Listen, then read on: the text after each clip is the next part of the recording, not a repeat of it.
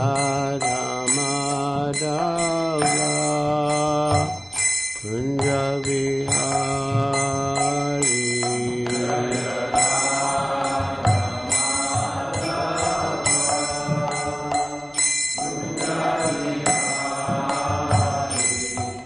Jaya Radha Madhava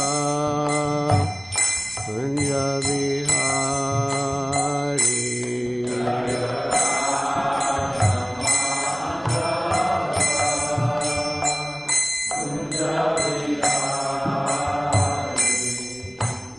Gopi Jana Vallabha Girivaradhari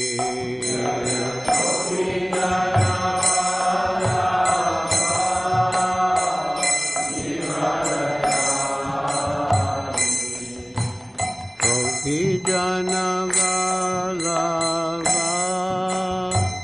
Girivaradhari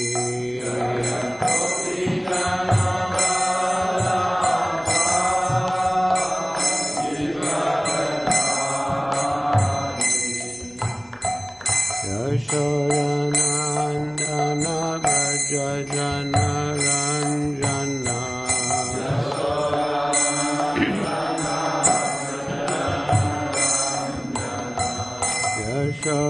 Yashodanandana Vrajajana Ranjana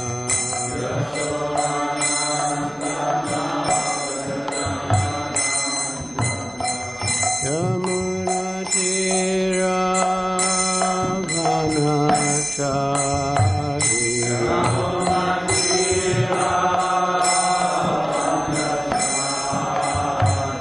Yamuna Tira Vanachari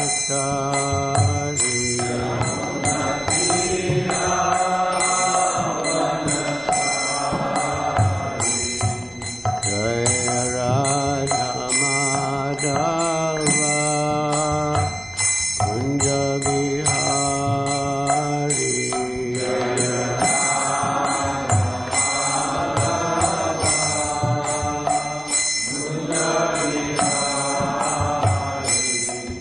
Jaya Radha Madhava Kunja Vihari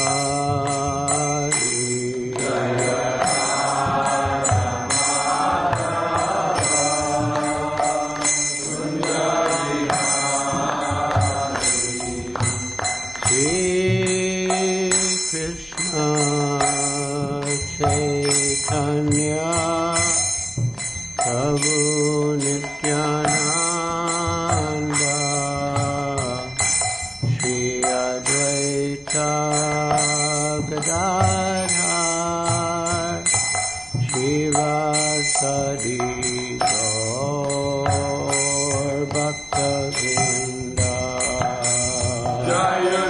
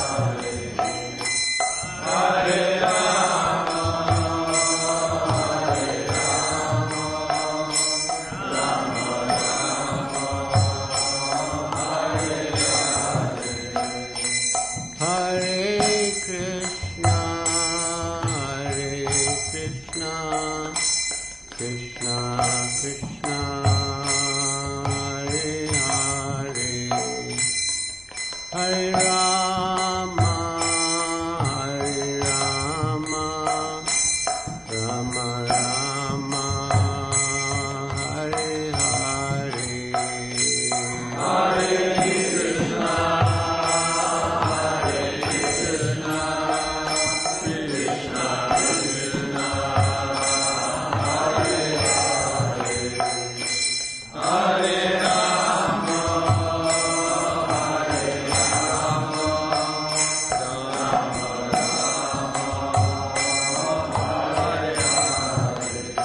Rama, Hare Krishna, Hare Krishna, Krishna Krishna, Hare Hare, Hare Rama, Hare Rama, Rama Rama, Hare Hare, Hare Krishna, Hare Krishna, Krishna Krishna, Hare Hare, Hare Rama,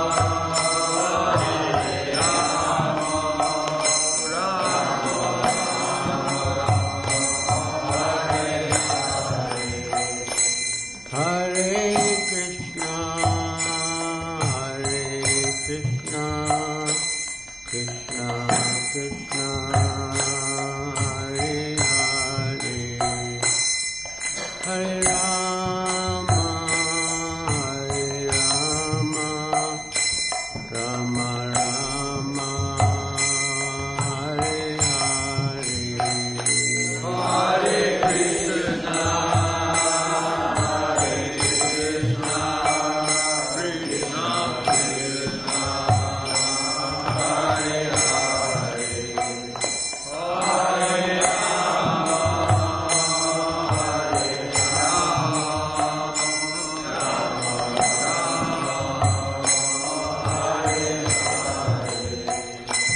Jaya Prabhupada, Jaya Prabhupada, Prabhupada, Jaya Prabhupada, Jaya Prabhupada, Jaya Prabhupada,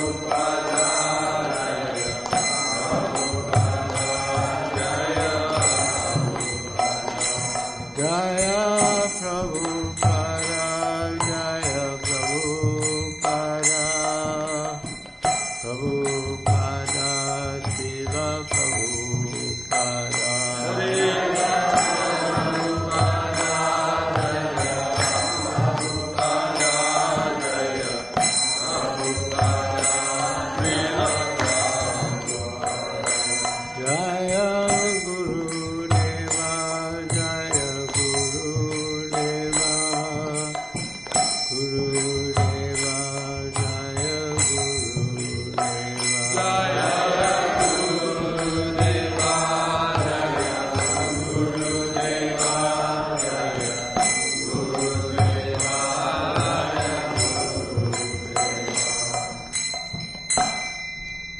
Jayam Vishnupad Paramahansa Pariprajapacharya Astotra Satasri Srimad Bhakti Vedanta Swami Prabhupada Ki Jaya. Iskhan Samstapakacharya Srila Prabhupada Ki Jaya. Jayam Vishnupad Paramahansa Pariprajapacharya Astotra Satasri Srimad Bhakti Siddhanta Saraswati Goswami Prabhupada Ki Jaya. Ananta Koti Vaishnava Vrinda Ki Jaya. Namacharya Srila Haridas Thakur Ki Jaya. Prem Se Kaho Sri Krishna Chaitanya Prabhu Nityananda Shri Advaita Gadadhar Shivasadi Gaur Bhakta Vrinda Ki Jaya. Shri Shri Radha Krishna Gopa Gopinath Shamakunda Radha Kundi Govardhan Ki Jaya. Vrindavan Dham Ki Jaya. Avadri Dham Ki Jaya. Jamuna Mai Ki Jaya. Ganga Mai Ki Jaya. Tulsi Devi Ki Jaya. Bhakti Devi Ki Jaya. Samveta Bhakta Vrinda Ki Jaya. Nitai Gaur Premanande. All glories to the assembled devotees. All glories to the assembled devotees. All glories to the assembled devotees. All glories to Sri Guru and Sri Gauranga. All glories to Srila Prabhupada. So we shall read from Sri Chaitanya Charitamrita, Madhya Lila, chapter 16. The verse that's written on the board is text 72, but I will first read text 70 and 71 because they give the background to text 72. Jaya Jaya Sri Chaitanya Jaya Nityananda. Jaya Jaya Sri Chaitanya Jaya Nityananda. Jaya Dvaita Chandra Jaya Gora Bhakta Vrinda. Jaya Dvaita Chandra Jaya Gora Bhakta Vrinda. Jaya Jaya Sri Chaitanya Jaya Nityananda. Jaya Jaya Sri Chaitanya Jaya Nityananda. Jaya Dvaita Chandra Jaya Gora Bhakta Vrinda.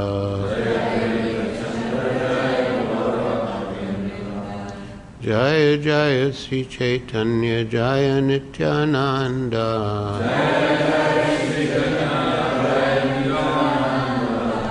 Jaya Dvaita Chandra Jaya Gora Bhakta Vrinda.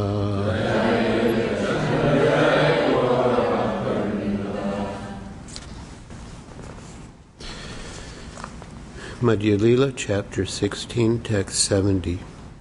Prabhu kahe Vaishnavana. We begin with text 69. Kulina-grami puravat kaila nivedana. Prabhu agyakara amara kartavya sadhana. As in the previous year, one of the inhabitants of Kulina-grama submitted a petition to the Lord, saying, "My Lord, kindly tell me what my duty is and how I should execute it." Text 70. Prabhu kahe Vaishnava seva nama sankirtana duikara sigra pabe Sri Krishna charana. The Lord replied, "You should engage yourself in the service of the servants of Krishna, and always chant the holy name of Krishna. If you do these two things, you will very soon attain shelter at Krishna's lotus feet." Teno kahe ke Vaishnava kitanra lakshana tabe hase kahi Prabhu janitan ramana. The inhabitants of Kulina-grama said, "Please let me know who is actually a Vaishnava and what his symptoms are." Understanding his mind, Sri Caitanya Mahaprabhu smiled and gave the following reply. So now we come to text 72. Please repeat responsively. Krishna-nama, Nirantara, Yanhara, Vadane, Say, Vaishnava Shrestha, Bhaja, Tanhara, Charane, Krishna nama nirantara yanhara vadane.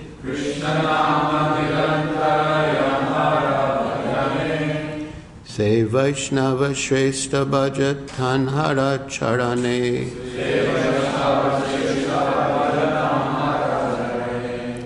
Krishna nama nirantara yanhara vadane.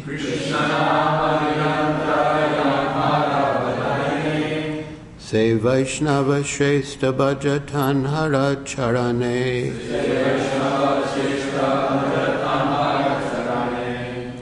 Krishna Nama Nirantara Yanhara Vadane. Se Vaisnava Shrestha Bhajatan Hara Charane.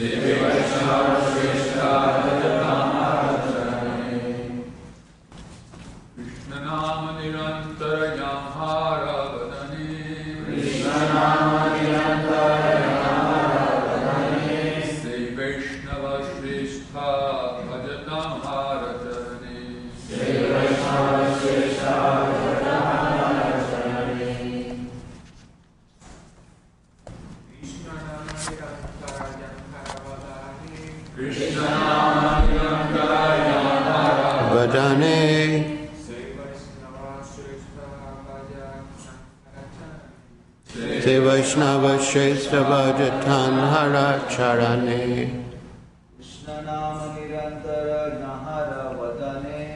Krishna Nama Nirantara Yanhara Vadane. Se Vaisnava Shrestha Bhajatan Hara Charane.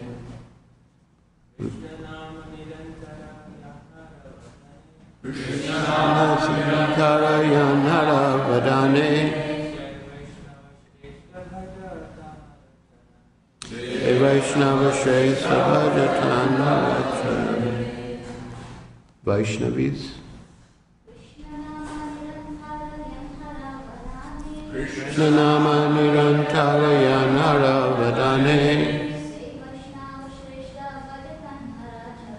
Se Vaishnava Shrestha Bhajatan Hara Charane.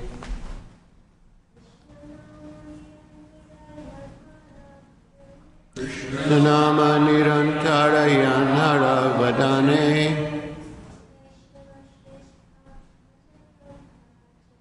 Se Vaishnava Shrestha Bhajatan Hara Charane.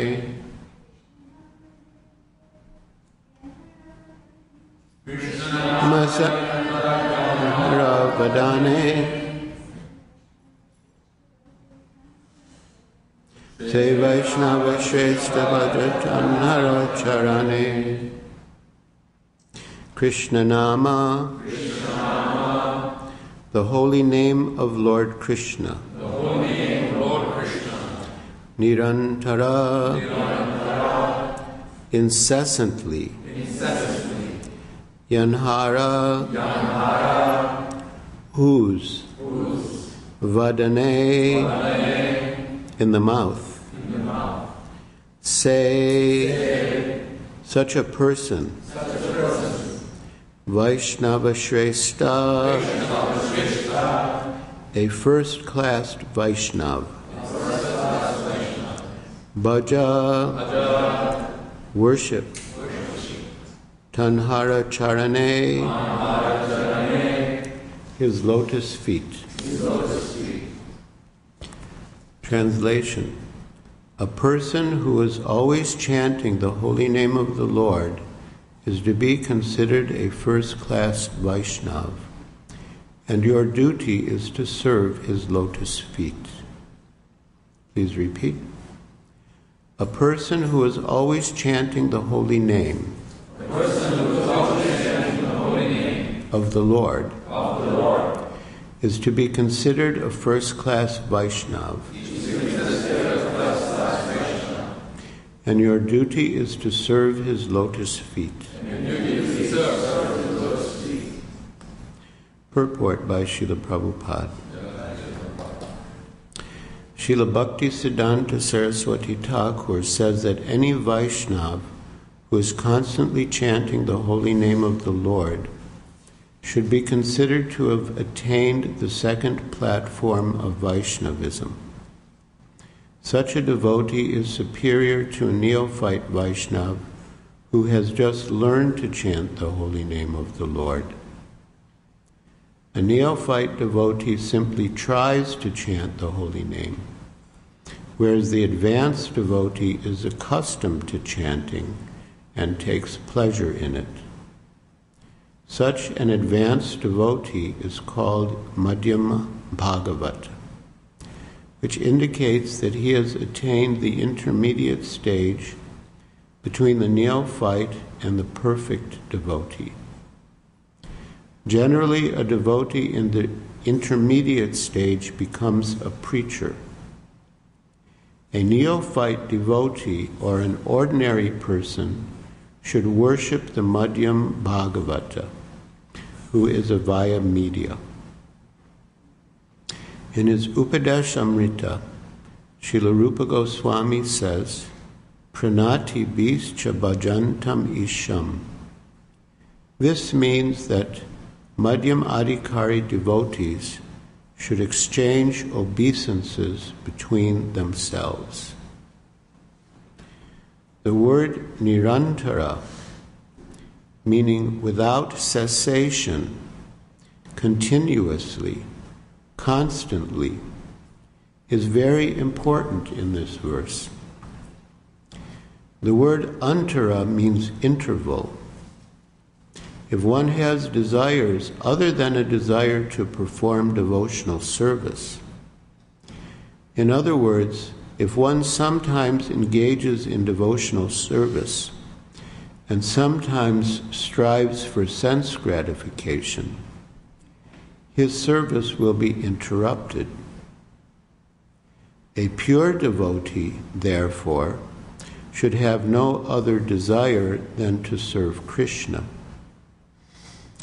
He should be above fruitive activity and speculative knowledge. In his Bhakti Rasamrita Sindhu, Srila Rupa Goswami says, Anyabilashita shunyam jnana karmadhyanavritam anukulyena Krishna anushilanam bhaktirutama. This is the platform of pure devotional service. One should not be motivated by fruitive activity or mental speculation, but should simply serve Krishna favorably. That is first-class devotion. Another meaning of antara is this body. The body is an impediment to self-realization because it is always engaged in sense gratification. Similarly, antara means money. If money is not used in Krishna's service, it is also an impediment. Antara also means janata, people in general. The association of ordinary persons may destroy the principles of devotional service. Similarly, antara may mean greed. Greed to acquire money or enjoy more sense gratification. Finally, the word antara may also mean atheistic ideas by which one considers the temple deity to be made of stone, wood, or gold. All of these are impediments. The deity in the temple is not material. He is the Supreme Personality of Godhead himself. Similarly, considering the spiritual master an ordinary human being, Guru Shunaramati, is also an impediment. Nor should one consider a Vaishnava a member of a particular caste or nation. Nor should a Vaishnava be considered material. Charanamrita should not be considered ordinary drinking water, and the holy name of the Lord should not be considered an ordinary sound vibration. Nor should one look on Lord Krishna as an ordinary human being, for he is the origin of all Vishnu tattvas. Nor should one regard the Supreme Lord as a demigod. Intermingling the spiritual with the material causes one to look on transcendence as material and the mundane as spiritual. This is all due to a poor fund of knowledge. One should not consider Lord Vishnu and things related to him as being different. All this is offensive.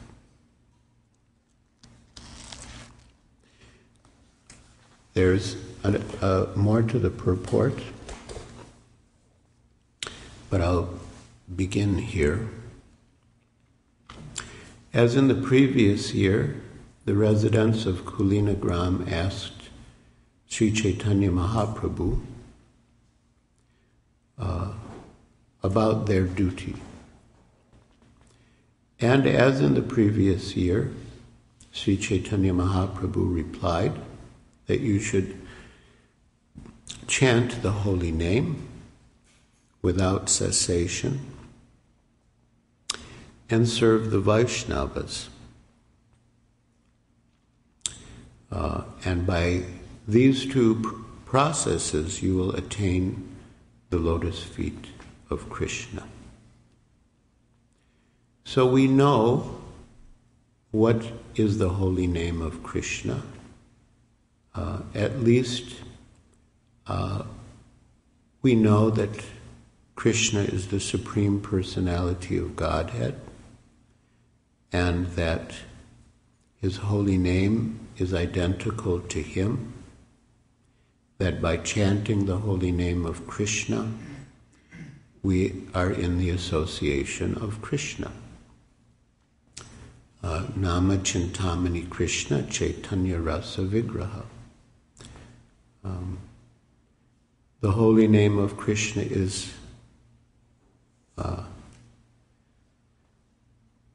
Chaitanya. It's conscious. It's alive. It's conscious. Rasa Vigraha, it's the form or personification of rasa. Shuddha, it is completely pure. Nitya Mukta, it is eternally liberated from material contamination. Vinatva Namanamine. There is no difference between the name and that which the name refers to. For example, in the material world or the relative world, the name of something and what the name refers to are different. If we're thirsty and we chant water, water, water, water, simply chanting water, water will not quench our thirst, because the word water and the substance water are different. But in the spiritual realm or absolute realm, the name of Krishna and Krishna himself are the same. And therefore, when we chant Krishna, Krishna, Hare Krishna, Krishna is personally present, dancing on our tongues. So when we chant the holy name of Krishna, and Krishna also includes his direct expansions of Vishnu tattvas, we are in the association of Krishna. And because Krishna is all pure, by his association, by the association of his holy name, we become purified. Cheto Darpana Marjanam. And we should chant Nirantara, without cessation, as Srila Prabhupada has explained in the purport. We find the same instruction in Sri Chaitanya Mahaprabhu's Shikshastaka, Kirtanya Sada Hari, that one should always chant the holy name. Now someone may say, how can I always chant the holy name? I have to bathe, I have to dress, I have to eat, I have to maintain the body. Our acharyas, such as Srila Bhaktivinoda Thakur, have explained that to deal with the material world as far as necessary to keep the body and soul together is not against the principles of pure devotional service. As long as the goal is to serve Krishna, as long as the goal is to chant the holy name of Krishna, to engage in the basic requirements to exist in the material world, within the material body, is not outside of the instruction, Kirtaniya Sadahari, or Krishna-nama Nirantara. But we have to keep that as our goal. We have to keep Krishna and service to Krishna, service to the holy name of Krishna as the goal, as the center. Then whatever else we do in support of reaching that goal is accepted as part of the same process. But if our consciousness is first and foremost to take care of the body and the bodies of the family members, or any extension of the body, and when there's time left, if and when there's time left, chant, then that is not the proper focus. It's not the focus of a pure devotee. And Sri Chaitanya Mahaprabhu and Srila Prabhupada and the Guru Parampara have come to teach us pure devotional service. That's why we're here, to hear about pure devotional service, to learn about it, and to practice it, to apply it in our lives. So yes, we can do what we have to keep the body and soul together in the world, but the purpose should be to chant the holy name and serve the holy name and serve the Vaishnavas. Now, the next question is, who is a Vaishnava? How can I recognize a Vaishnava? Because this is the essential instruction.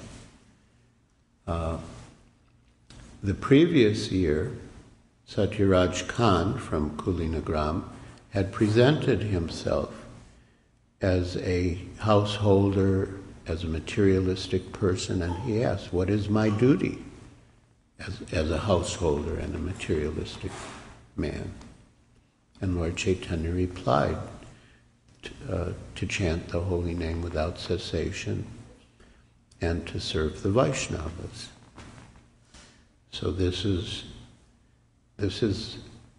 not a light instruction. Lord Chaitanya gave it in response to the question the previous year, he's giving it now, and next year the residents of Kulina-grama will again ask the same question, and Sri Chaitanya Mahaprabhu will again give the same answer. So it's an extremely important instruction to always chant the holy name and serve the Vaishnavas. And in the previous year, and in the present case as well, the residents of Kulina-grama wanted to know who is a Vaishnava. What are the symptoms of a Vaishnava? How can we recognize a Vaishnava? Otherwise, if we don't know who is a Vaishnava, we won't know whom to serve. We won't know how to follow your instruction. So, Sri Chaitanya Mahaprabhu has given the symptoms of an advanced devotee, that he is always chanting the holy name. Although the words Kanista, Madhyam, and Uttama mean, I guess you could, well, they're translated in different ways, but here in the purport, Srila Prabhupada is explaining that Kanista means neophyte, just beginning to chant. Madhyam means advanced, and Uttama means perfect. So a Madhyam Vaishnava is not ordinary. He's Vaishnav Shrestha, he's the best of Vaishnavas. Any devotee, in the previous year, Sri Chaitanya, when asked who is a Vaishnava, Lord Chaitanya said that anyone who chants the holy name of Krishna once with faith, even if he's just beginning, but if he chants the holy name once with faith, he is a Vaishnava, and he's Shrestha Sabakar, he's the best among all human beings. But now Sri Chaitanya Mahaprabhu is saying Vaishnav Shrestha, that the advanced devotee who's constantly chanting is the best amongst Vaishnavas. And your duty is to serve his lotus feet. The previous year, yes, Lord Chaitanya said that one should respect the Vaishnava who even once chants the holy name with faith. But here the instruction is a little stronger, that one should serve the lotus feet of the Vaishnava who is constantly chanting the holy name. Nirantara. Nirantara, the basic meaning is without cessation, continuously, continually. In other words, without any engagement in sense gratification or mental speculation. And it also means, without being engrossed in the body, without being engrossed in accumulating money and spending money for sense gratification.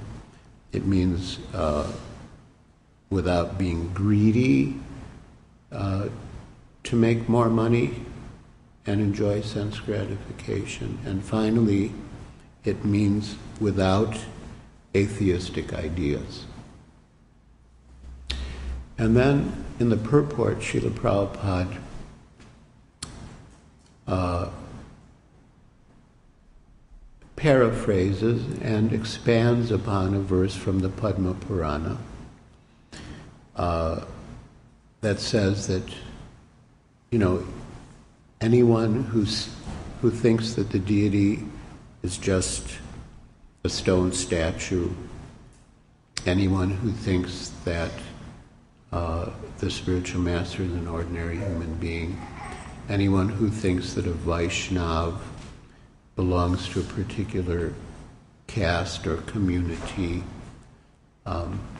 anyone who thinks that Charitamrita is ordinary drinking water, the Ganges is ordinary water, and so on. Naramati, he has a hellish mentality.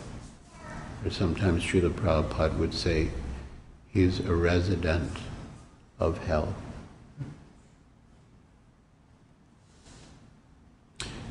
Sometimes temples in India try to exclude devotees from entering the temple and seeing the deity because they are not Indians or not Hindus. So maybe around 1974,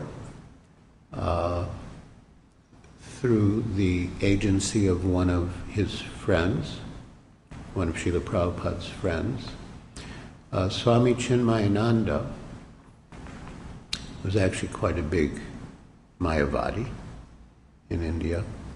He wrote a very nice letter to all temple authorities in India. I think on the letterhead of Vishwa Hindu Parishad, in which he quoted the verse from the Padma Purana, saying that that these are genuine Vaishnavas.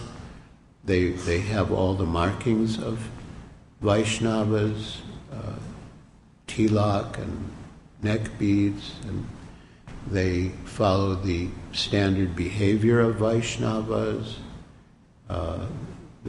They refrain from eating meat, fish, and eggs, and taking intoxicants, and gambling and having illicit sex. And, all in all, they are sincere devotees of Krishna, and they should be allowed in any Hindu temple. And he quoted this verse.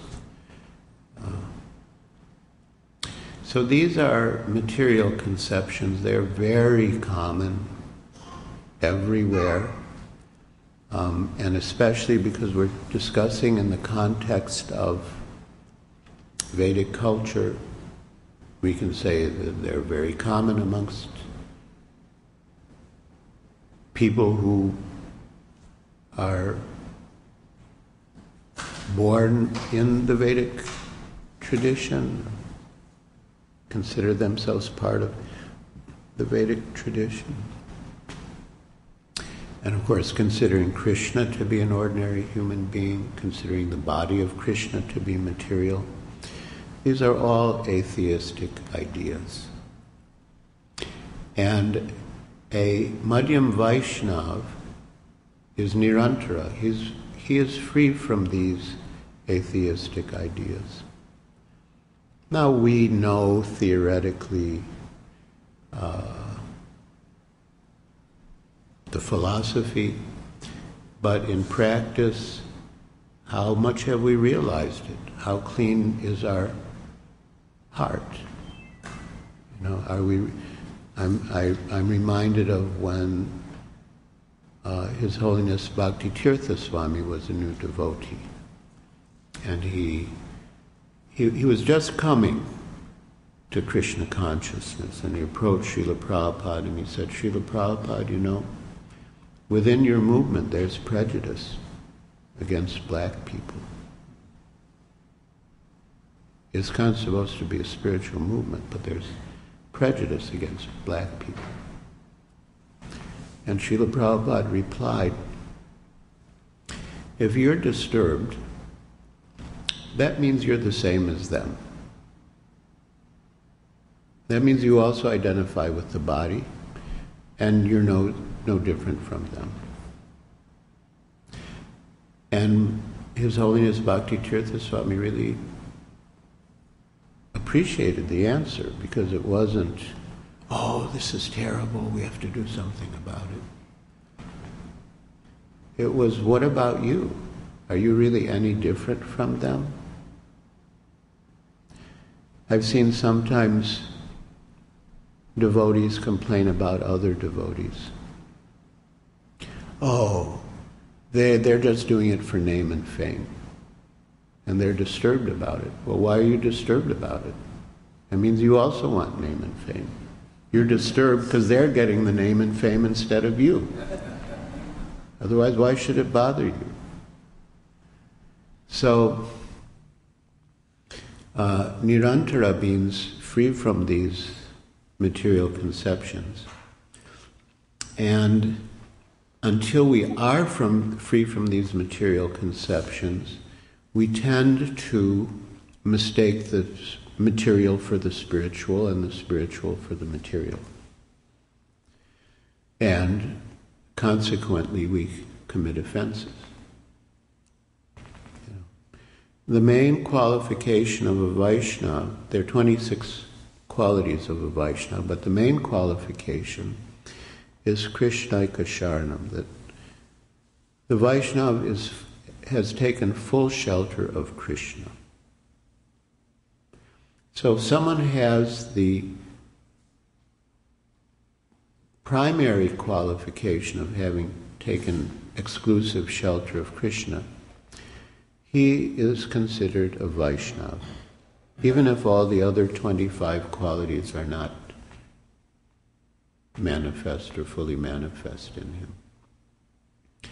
But if one doesn't have the main qualification of Krishnaika Sharanam, even if he has all the other 25 qualities, they're of no particular value. They're just like decorations of a dead body. So, ordinary people may become confused. Someone may have genuinely taken shelter of the holy name of Krishna, but may not have all the other qualities. So they might think, oh, that person's not a devotee, that person's not humble. Devotees are humble. And again, that usually means that person's not respecting me properly. He should be humble and offer me proper respect. You know, amanina amanadena. They should be offering respect to everyone, beginning with me. They're not offering me respect, that means they're not humble. Oh, they're not devotees. That's not a real devotee. But actually the person is a real devotee if he has that qualification of having taken full shelter of Krishna and Krishna's holy name. And by disrespecting the person, we're committing offenses, and that obstructs our spiritual progress, our progress in chanting. So that's just one example.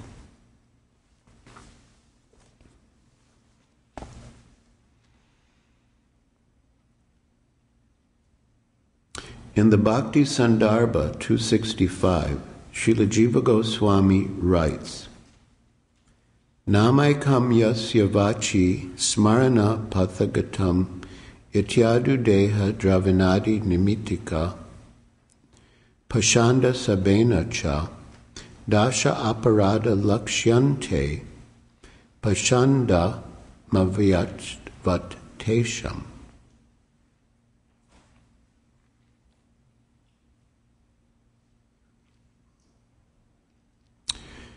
The Mayavadis look on Vishnu and Vaishnavas imperfectly. Now there's a very interesting point here about this book, this older version of Sri Chaitanya Charitamrita. I spoke with some of the editors of Prabhupada's books, and the original 17 volumes of Chaitanya Charitamrita were produced in 2 months. Srila Prabhupada was very disturbed because he had translated so many books that weren't published. And he was discouraged. He wanted to have the books in print. And so he told the managers of the press in Los Angeles that he wanted the whole Chaitanya Charitamrita, 17 volumes, produced in 2 months.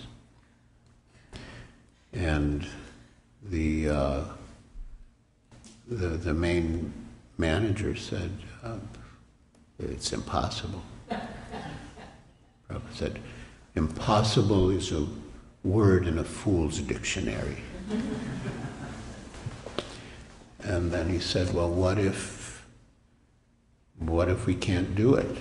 Then Prabhupada said, disqualification. So they did it. They organized themselves to work literally 24 hours a day. They would have shifts. And there were many departments. There's the transcribing department, the editing department, the composing department, the art department, because there had to be illustrations for all the books, the Sanskrit department, So it was a real marathon. And they did it. It was a miracle. But by Krishna's grace, they did it. But one thing they couldn't do in every case was provide the translations for Sanskrit verses that Srila Prabhupada quoted, especially the verses like this one here from Bhakti Sandarbha, which is very difficult Sanskrit prose in which Prabhupada hadn't even begun to translate. So in the later edition of Sri Chaitanya Charitamrita, they added the translations. And the translation here is actually very important, and I'll try to paraphrase it. That's why you see, there's a Sanskrit quotation but no translation, because they just didn't have time. And they considered, but they didn't want to hold up the production, so they just let it go through. Namakam yasya vachi smarana patagatam. He's saying that in the verse, because our acharyas, the 6 Goswamis and their followers, they always cite verses from Shastra, especially Srimad Bhagavatam, that's the main authority, and other Shastras, Padma Purana, Vishnu Purana, all the Vedic literatures. So he says, in the verse that begins, Namaikam Yasya, we find the word Pashanda. Pashanda means atheistic. And that was the last list in the series of various meanings of Nirantara, atheistic. So Pashanda means atheistic. And then Prabhupada explained different variations of atheistic conceptions about the deity, Charitamrita, the spiritual master, the Vaisnavas, Charitamrita, Ganges water, even the Krishna himself. So he says, it includes the word Pashanda, which will lead one to commit offenses. And therefore, one should be careful to avoid offenses when chanting the holy name. Now, the verse that begins Namaikam Yasya, we do have translated. It's from the Padma Purana, but it is quoted in Sri Chaitanya Charitamrita. And I'll read it because it's important. It explains a little more about Nirantara or Pashanda, atheistic ideas. This is Sri Chaitanya Charitamrita Madhya Lila, Chapter 3, the glories of Haridas Thakur. Haridas Thakur is speaking about the glories of the holy name. Text 60. Namaikam yasya vachi smarana patagatam stotramulam gatam va shudham vashudavanam vyavahitarahitam taratya eva satyam tachche deha dravina janata loba pasanda madhye nikshipan syan na phala janakam sigram evatra vipra. Translation. If a devotee once utters the holy name of the Lord, or if it penetrates his mind, or enters his ear, which is the channel of oral reception, the holy name will certainly deliver him from material bondage. whether vibrated properly or improperly, with correct or incorrect grammar, and properly joined or vibrated in separate parts. O Brahman, the potency of the holy name is therefore certainly great. Now, Srila Bhaktisiddhanta Saraswati Thakur comments on this part of the verse, and he says that if one chants with a sincere desire to serve Krishna and please Krishna and realize Krishna, then even if his pronunciation is improper or incorrect, he still is delivered from material bondage by the mercy of the holy name, because the holy name is so powerful. But it doesn't refer to chanting, negligently. It doesn't refer to a materialistic person who happens to chant the holy name. Like, ooh, that Hare Krishna lady looks pretty nice. I think I'm going to do something about that. That utterance of the holy name by a materialistic person in a materialistic mood is not going to deliver him from material bondage. But if someone's new and doesn't really understand how to pronounce properly, but is really sincere and has faith in Krishna and the holy name and chants, even if he doesn't pronounce the words properly, he'll be delivered by the potency of the holy name. Now, the second part of this verse. However, if one uses the vibration of the holy name for the benefit of the material body, for material wealth and followers, or under the influence of greed or atheism, there's that word pashanda, atheism. In other words, if one utters the name with offenses, such chanting will not produce the desired result very soon. Therefore, one should diligently avoid offenses in chanting the holy name of the Lord.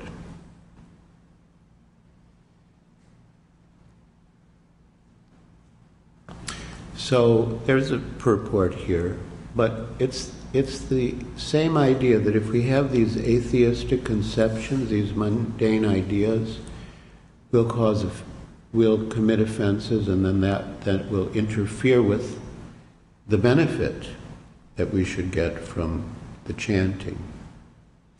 Of course, the Padma Purana does say that if one does commit offenses, one should continue to chant, and that by continuing to chant, while trying to give up offenses, while trying to rectify oneself and become free from offenses, one will become free from offenses eventually.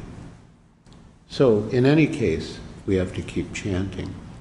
But Sri Chaitanya Mahaprabhu, the scriptures, our acharyas, have given us instruction so that we can avoid committing offenses when we chant, and especially offenses against Vaishnavas, which is the most harmful type of offense. Of course, there's also Guru Avagya, disobeying the orders of the spiritual master, disrespecting the spiritual master. That's also Vaishnava aparad, but it's also Guru aparad. It's like someone gave the example that you might break a law. There might be like local ordinances and state laws and federal laws. So you might break a law, and you're like breaking two laws. You're breaking a state law, and you're also breaking a federal law. So yeah, Guru Aparad is a type of Vaishnava Aparad. but it's also its own.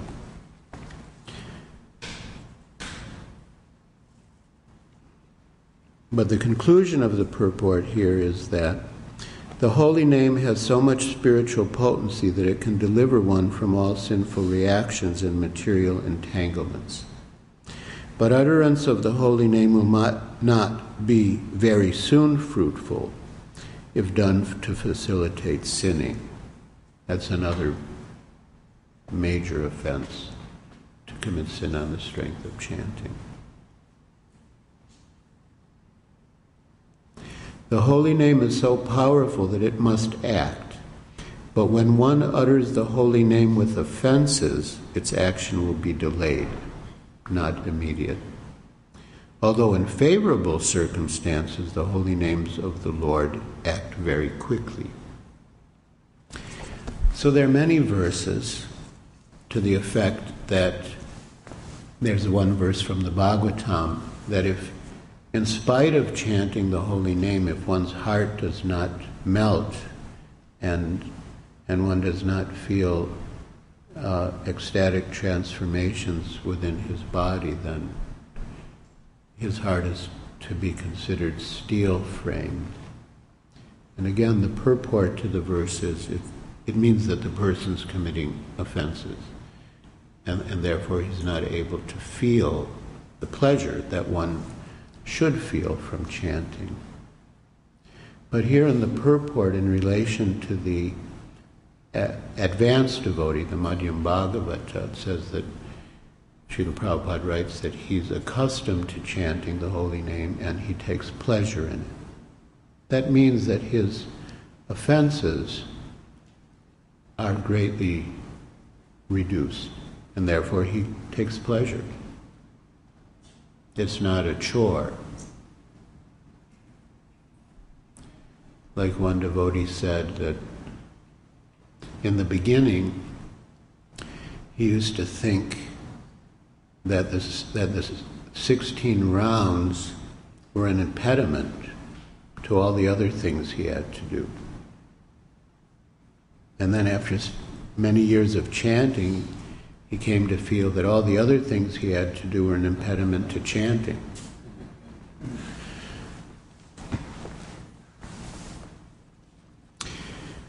So, Pashanda, the Mayavadis look on Vishnu and Vaishnavas imperfectly due to their poor fund of knowledge, and this is condemned.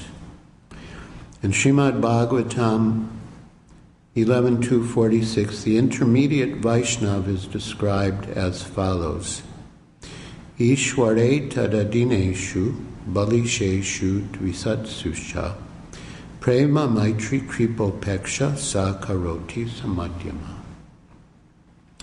The intermediate Vaishnava has to love God, make friends with the devotees, and instruct the innocent, and reject the envious.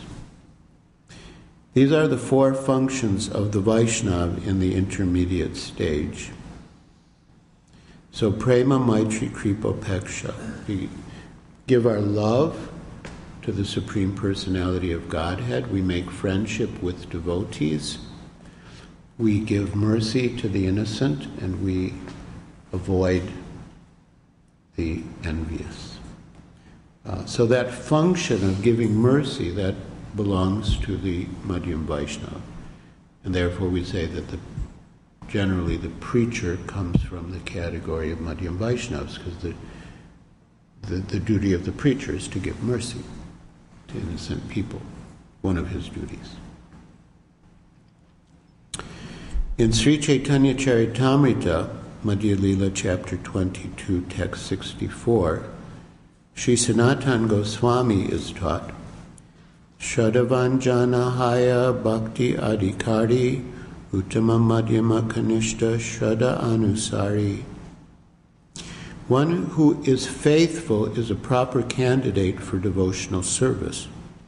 In terms of one's degree of faith in devotional service, one is a first class, second class, or neophyte Vaishnava. So ado shraddha, everything begins from faith, and therefore faith is the basic qualification for advancement in devotional service. And according to how much faith one has, one is categorized as Kanishta, Madhyam, or Uttama. Shastra yukti nahi jane dridha shraddhavan, Madhyama adhikari se mahabhagyavan. One who has attained the intermediate stage is not very advanced in shastric knowledge, but he has firm faith in the Lord. Such a person is very fortunate to be situated on the intermediate platform. Chaitanya Charitamrita, Madhya Lila 2267. Rati prema tarat madhye bhakta taratama. Attraction and love are the ultimate goal of devotional service. The degrees of such attraction and love distinguish the different stages of devotion: neophyte, intermediate, and perfectional. So faith is so important, such an important commodity. So we must guard it very carefully and help it to grow. And therefore, again, these two things, Atsat Sang Tyaga e Vaisnava Char, Sri Sangi Eka Sadhu Krishna Bhakta. We should avoid association that will be detrimental to our faith. That means Asat Sang Tyaga. We should give up the association of Asat. Asat means those who are not truthful devotees. Asat Sang Tyaga e Vaisnava Char. That's the behavior of a Vaishnava. He gives up Asat Sang, the association of those who are not truthful devotees. And who are these Asat types? Sri Sangi Eka Sadhu Krishna Bhakta. One is someone who's Sri Sangi, someone who's attached to women and enjoying material life. He may be a devotee, but if he's too attached to sense gratification, we shouldn't associate with him too much. And Krishna Bhakta, someone who's not a devotee of Krishna. Like demigod worshippers, they're asat. There's a verse in Shastra that it's better to be encaged in a cage of fire than to associate with demigod worshippers. And Srila Ramanujacharya, he paraphrased the statement from Shastra for his disciples. He said, if you're burning in a cage of fire, and the only way that you can escape being burnt alive in the fire is to take shelter of a temple where demigods are worshipped, it's better to be burned alive in the fire.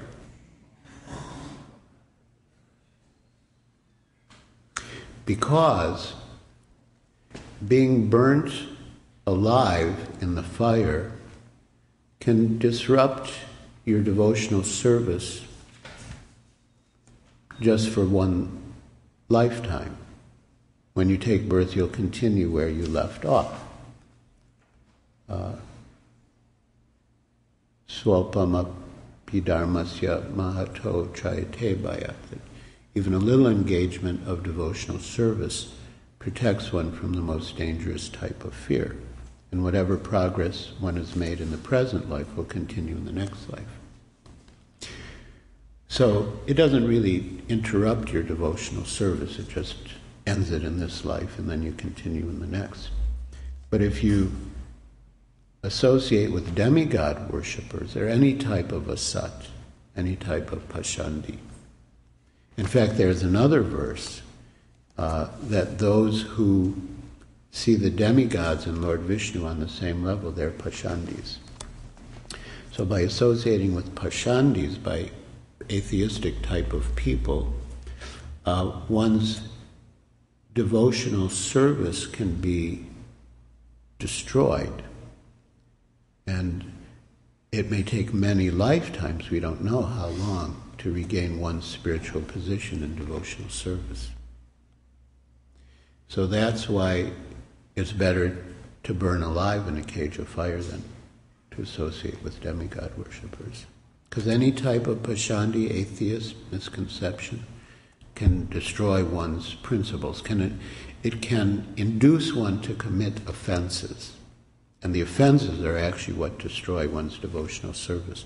But by associating with asat, with non-devotees, with materialistic devotees, or just atheists, one is drawn into offensive thoughts, then offensive speech, and ultimately offensive behavior. And then one's, devotional creeper is destroyed. An intermediate devotee is greatly attracted to chanting the holy name, and by chanting he is elevated to the platform of love. If one chants the holy name of the Lord with great attachment, he can understand his position as an eternal servant of the spiritual master, other Vaishnavas, and Krishna himself.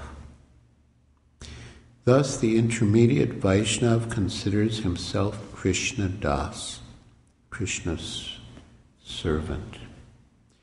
And because the holy name of Krishna is Krishna himself, so the Vaishnav, advanced Vaishnav, realizes that he's the eternal servant of the holy name. And he sees other Vaishnavas as servants of the holy name. So he sees himself as the eternal servant of the holy name and of the servants of the holy name.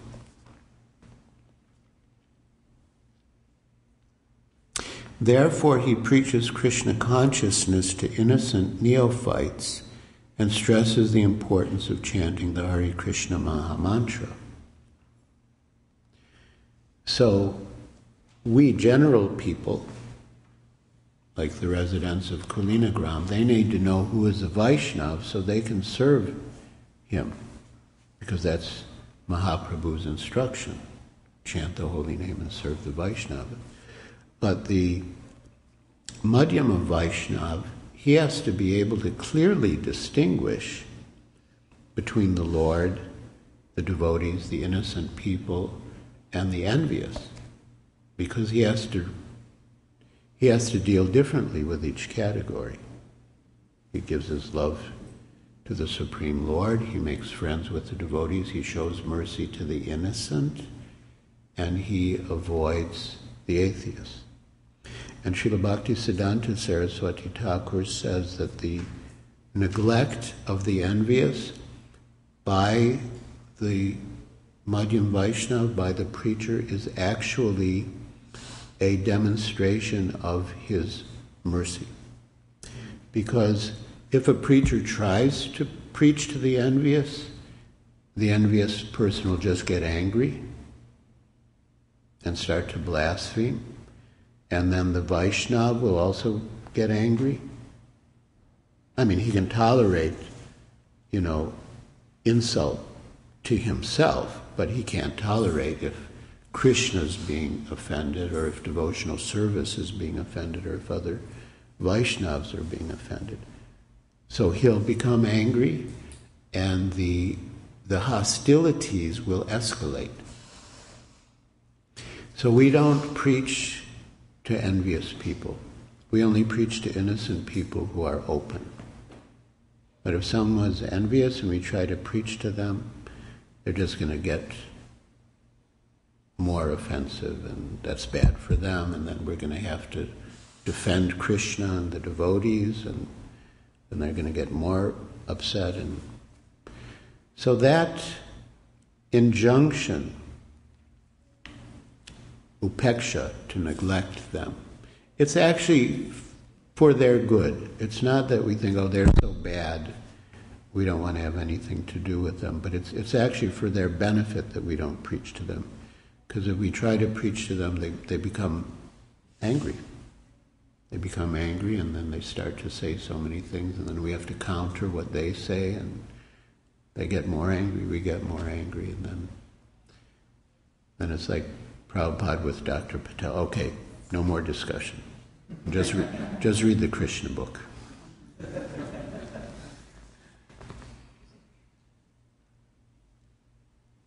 He therefore preaches Krishna consciousness to innocent people and stresses the importance of chanting the Hare Krishna Maha Mantra. An intermediate devotee can identify the non-devotee or motivated devotee. He can distinguish between a motivated devotee and a pure devotee. The motivated devotee or the non-devotee are on the material platform, and they are called prakrita. The intermediate devotee does not mix with such materialistic people. However, he understands that the Supreme Personality of Godhead and everything related to him are on the same transcendental platform. Actually, none of them are mundane. So, the Prakrita Bhakta, he's called Bhakta. It's sort of a contradiction in terms, because Bhakta is transcendental, and Prakrita means material. So how can a Bhakta be Prakrita? So our acharyas have explained that because of the injunction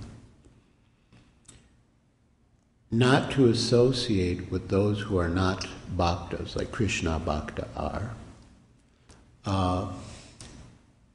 how would materialistic people who are inclined to devotional service, who want to make a beginning in devotional service, how will they ever make advancement if they're denied the association of devotees?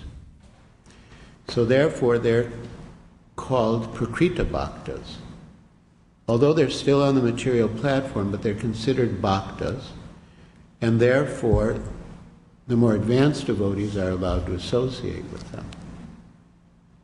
But still, they recognize that they're on the material platform, and therefore, although they associate with them to encourage them to come to a higher level of Krishna consciousness, they don't make intimate friendship with them. Their real intimate friends are other Madhyam Bhagavats, who are pure devotees. Madhyam Bhagavat is considered pure devotee because Nirantara. He's engaged in chanting the holy name, he's engaged in devotional service without cessation, without interruption. So he's considered a pure devotee and an advanced devotee, but not a perfect devotee. Perfect devotee means completely self-realized, and that person is described in Lord Chaitanya's answer the next year, when the residents of Kulina-grama ask him what is their duty and how to recognize a Vaisnava. So if you come back next year, and I'm also here, and I get a chance, I'll speak on that one. Hare Krishna. Are there any questions or comments? Oh, just one thing I should add, just so that we don't get too carried away, that although we don't associate with non-devotees, but our acharyas, Srila Bhaktivinoda Thakur, has explained that it doesn't mean that if we work in a business, in an office, and they're non-devotees, that we don't talk to them, we just ignore them. He says that in normal human interaction at work or even in the family, we may have family members who are non-devotees.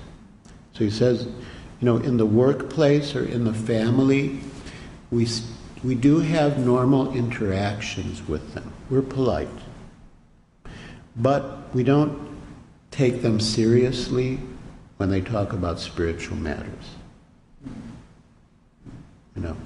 But as far as you're in the office and you meet someone at the water cooler and the person says, Hi, how are you doing? How was your weekend? Oh, Vishnu. It doesn't mean that. It doesn't mean that. We can say, oh, it was nice. How was your weekend? And we know what their nice weekend was, but all sorts of things we wouldn't even dare to mention in Srimad Bhagavatam class. But so we can be polite. We don't want to disrupt the relationships at work or in the family, but we don't take them seriously, and especially when it comes to spiritual subjects, we don't listen to their advice or suggestions. In fact, there's a verse in the Bhagavatam that says that it's instructions for Grihastha ashram, and a lot of the time, like if someone in the family is a devotee and the others aren't, or maybe in the immediate family they're devotees, but in the extended family they're not all devotees. So they always give advice. You shouldn't be into Krishna consciousness so much. You can go. You can go for Janmashtami, or you could even go once a week on Sunday if there's nothing else, but don't get so deep into it. It's more important to, make money and buy things, and so the Bhagavatam says that externally you should agree. Sukadeva Goswami, who was so renounced, he didn't even wear a loincloth, he was so renounced. Sukadeva Goswami, actually this section is Narada speaking on Grihastha ashram, but he says that externally you should agree that yes, you're right. But internally one should be fixed in one's conviction about the actual goal of life, and one should act accordingly. So that's sort of social interaction, even if you have to be a little diplomatic to keep things peaceful, is acceptable. Because if we try to preach to them, then, there could be disruption. And if we take what they say seriously, yeah, actually I am spending too much time at the temple. Yeah, actually these people aren't good. Because that's what they're not really devotees, you see. In the Bhagavad Gita, Krishna says you should do your duty, you should work. They're probably in the temple because they have nothing better to do. They couldn't make it in the material world. So we're the real devotees. We're doing what Krishna says in the Bhagavad Gita. We're working. So that's what you should do. You should work more. So whatever it is, whatever the variation is on these atheistic ideas that come to us from these varieties of non-devotees, we shouldn't take them seriously. We don't have to argue with them. We can be polite. But yeah, that's very interesting. Think about that. But don't take them seriously. But really make friends with devotees. And really devotees, genuine devotees are your best friends. They really are. So that's where we should look for intimacy in the association of advanced devotees. And then that will help us to reach that stage of pure love for Krishna. And then we enter our eternal, most intimate relationship with Him. Hare Krishna. Yes, Gopinath Prabhu? One question, just in two parts. Sometimes some devotees, they behave towards you in a way that is really not very favorable. So you try to avoid them or keep safe distance. Is that a Vaishnava? And if not, if yes, then how to overcome it? Are the questions being picked up on the sound system? No, I did. Okay. So Gopinath Prabhu says that there might be a devotee who's not very favorable to us. So we tend to want to avoid such a devotee. And is it proper, and is it an offense? And the answer is given by Srila Rupa Goswami. It's reiterated by other acharyas, but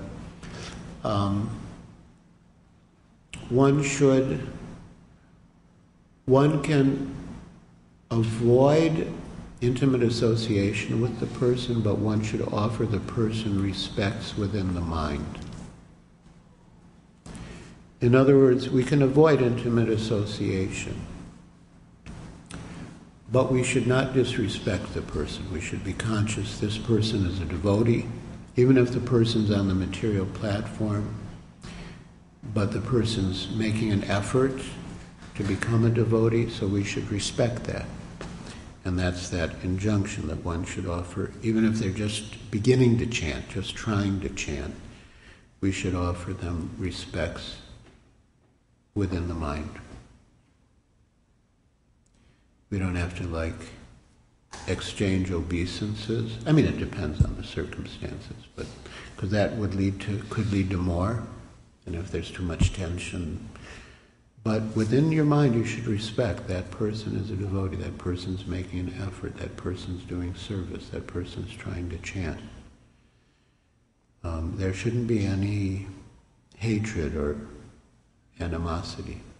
Don't have to be that close to the person. One can, like we discussed, be sort of polite in an external way, but we don't have to be intimate. And that's not an offense. Yes, Nityananda Prabhu? Just as in, when we chant on the beats, chanting on the beats enhances the chanting because we're chanting on Tulsi beats. Similarly, would it be correct to say that, when we're not chanting on beats, we're chanting, but we're chanting while we're doing some service to Krishna, serving the holy name, that chanting becomes enhanced by that service? An interesting question. Nityananda Prabhu says we chant on beads, Tulsi Mala, and chanting on Tulsi Mala enhances our chanting. Because first it engages the sense of touch, and Srila Prabhupada said that the more senses that are engaged in chanting, the better it is. And if we engage the sense of touch and the sense of hearing, then the mind will be fixed.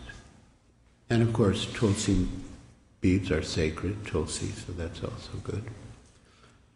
And our acharyas have also commented on beads, because beads are so important, that we can see each bead as like the lotus toes of Sri Caitanya Mahaprabhu when we chant.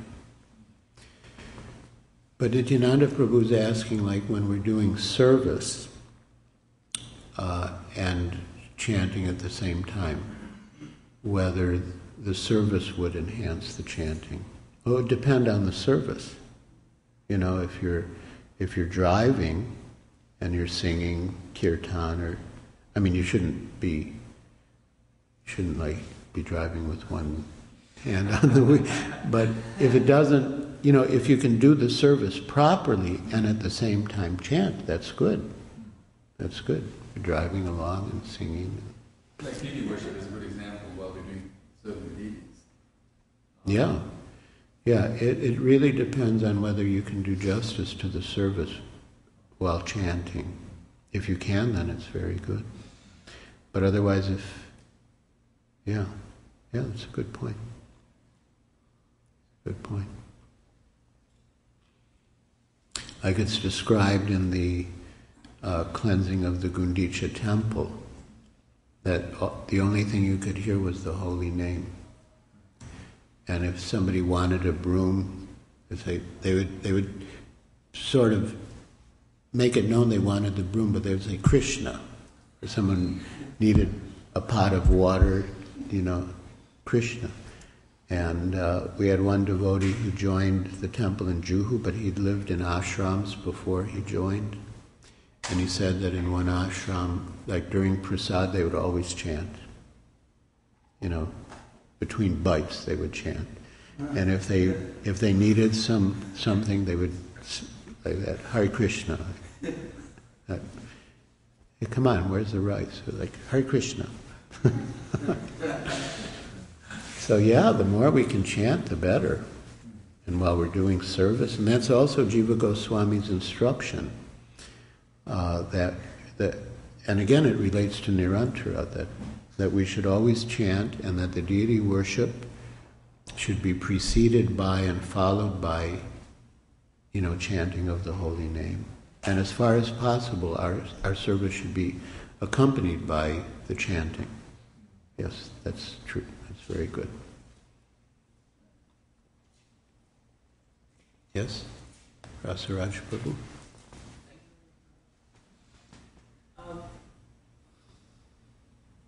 You realize when you're chanting sometimes on a personal basis that you are committing offenses.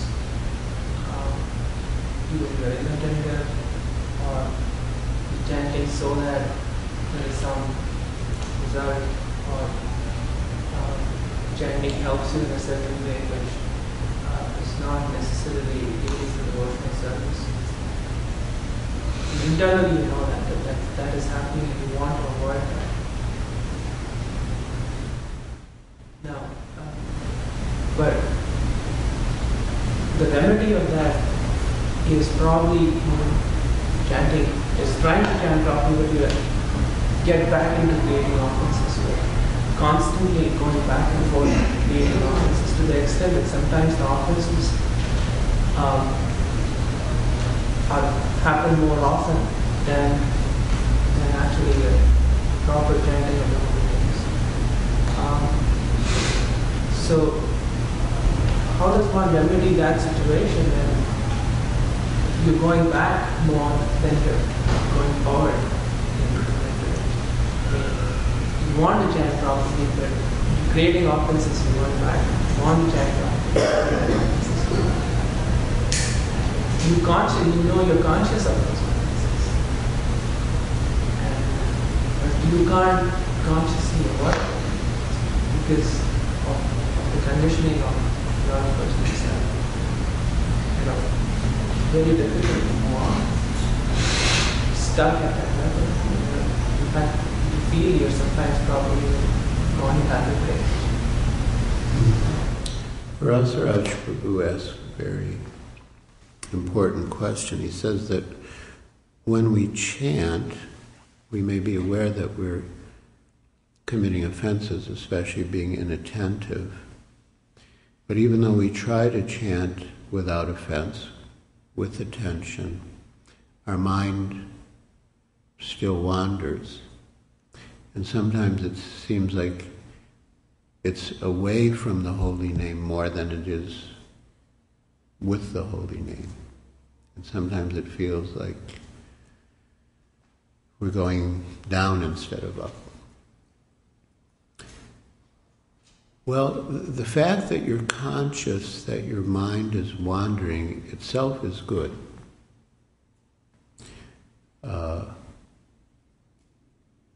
His Holiness Sridhar Swami used to quote some authorities that there are 4 stages.